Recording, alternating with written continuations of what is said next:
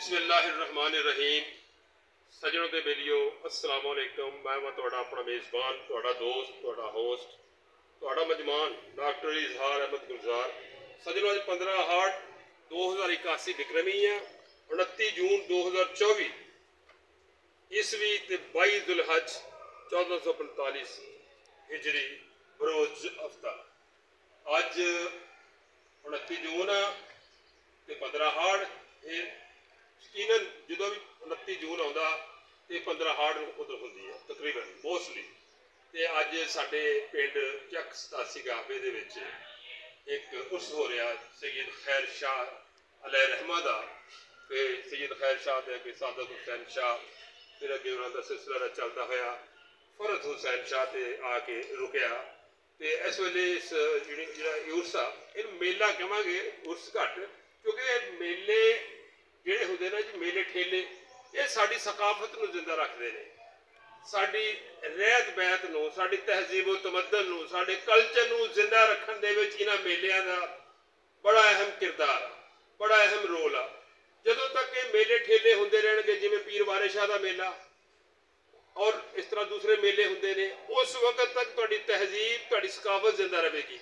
ਇਹਨਾਂ ਮੇਲਿਆਂ ਦੇ ਵਿੱਚ ਕੀ ਹੁੰਦਾ जी, कबड्डियां, भलवानी, कुश्तियां ते होर इस तरह के मुख्तलिफ जोड़े घोल ने, ट्रैक्टर में जक पिलाना, खिंचना, दीगर जोड़े मामलात ने सारे ये मेलिया के होंगे ने।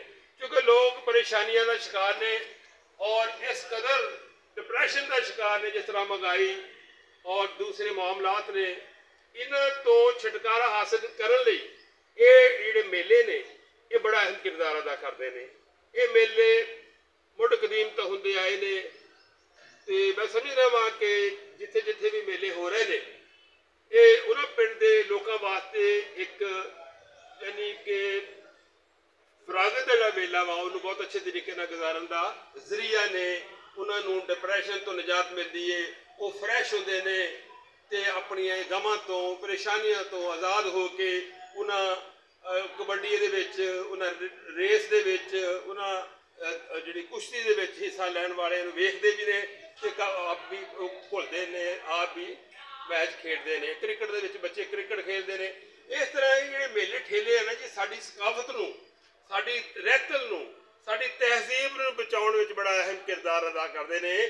तो असी अज उन्हां सारे ही रलतियां नूं जिन्हां ने हिस्सा लिया इस मेले च लै रहे हैं, हिस्सा पा रहे हैं, इंतजाम कर रहे हैं, असी उन्हां सारियां नूं राजे तहसीन पेश करने हैं।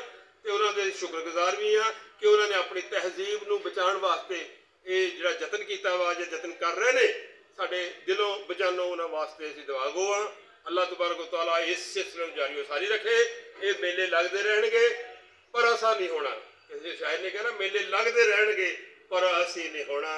ये मेले इस तरह लगते रहने हैं, अज कोई हो रहा कल कोई होर होगा। चलो चली दा मेला जोदे वसदे रहो। ये अपने मेज़बान डॉक्टर इजहार अहमद गुलजार को दियो इजाजत। पाकिस्तान जिंदाबाद।